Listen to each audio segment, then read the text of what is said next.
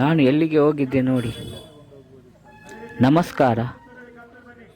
ಅಪೂರ್ವ cricketers Puttur ಇವರು 30 ಗಜಗಳ cricket ಪಂದ್ಯಾಟ ಆಜಾದಿ trophy ಸಂಘಟಿಸಿದ್ರು. ನಮ್ಮ team ಹೆಸರನ್ನು ಅನೌನ್ಸ್ ಮಾಡಿದ್ರು.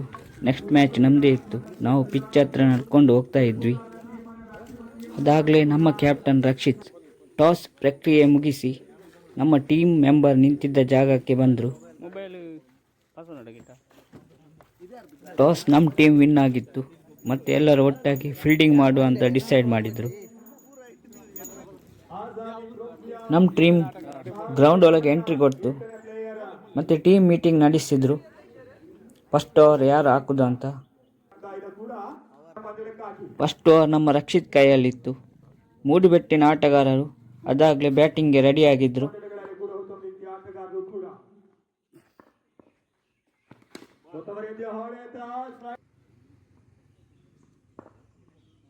ಫಸ್ಟ್ ಓವರ್ನ ರಕ್ಷಿತ್ ಮುಗಿಸಿದ್ರು.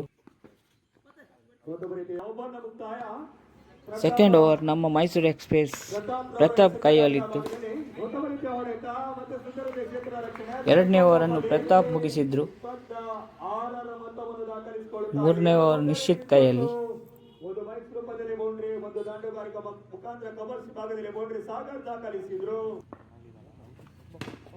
41ರ ಟಾರ್ಗೆಟ್ ಅನ್ನು ಚೇಸ್ ಮಾಡಲು ನಮ್ಮ ಬಾಲಣ್ಣ ಮತ್ತು ರಕ್ಷಿತ್ ಗ್ರೌಂಡ್ಗೆ ಎಂಟ್ರಿ ಆದ್ರು.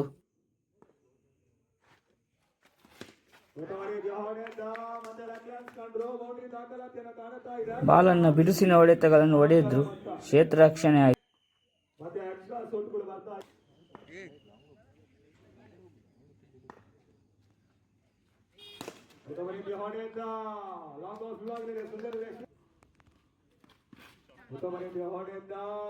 ಒಂದು ಓವರ್ನ ನಂತರ ನಮ್ಮ ಮಿಸ್ಟರ್ 360 ರಕ್ಷಿತ್ ಸ್ಟ್ರೈಕ್ಗೆ ಬಂದರು. ಬಿರುಸಿನ ಹೊಡೆತಕ್ಕೆ ರಕ್ಷಿತ್ ಮನ ಮಾಡಿದ್ರು. ಅದರಲ್ಲಿ ಕೆಲವು ಕ್ಷೇತ್ರ ರಕ್ಷಣೆ ಆಯಿತು, ಇನ್ನು ಕೆಲವು ಬೌಂಡ್ರಿಗೆ ಹೋಯಿತು.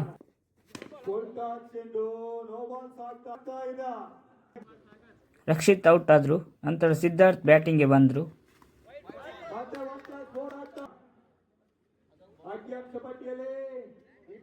ಸಿದ್ಧಾರ್ಥ್ ಬೌಂಡ್ರಿ ದಾಖಲಿಸಿದ್ರು.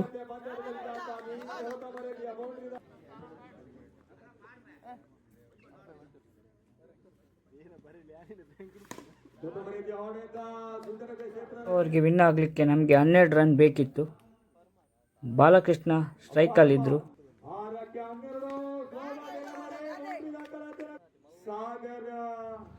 ಬಾಲು ಇನ್ನೊಂದು ಬೌಂಡ್ರಿ ಹೊಡೆದ್ರು. ನಮ್ಮ ಟೀಮ್ ಮೆಂಬರ್ಸ್ ಎಲ್ಲ ಅವರನ್ನು ಚಿಯರ್ ಮಾಡಿದರು. ಇನ್ನು ಕೇವಲ ಗೆಲ್ಲಲು 4 ರನ್ ನಮಗೆ ಬೇಕಿತ್ತು.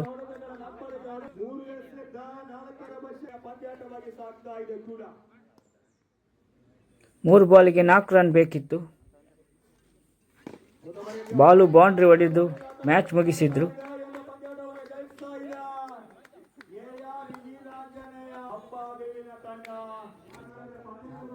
ನೆಕ್ಸ್ಟ್ ಮ್ಯಾಚ್ ಅಪ್ಡೇಟ್ಗೆ ವೆಯ್ಟ್ ಮಾಡ್ತಾ ಇದ್ವಿ.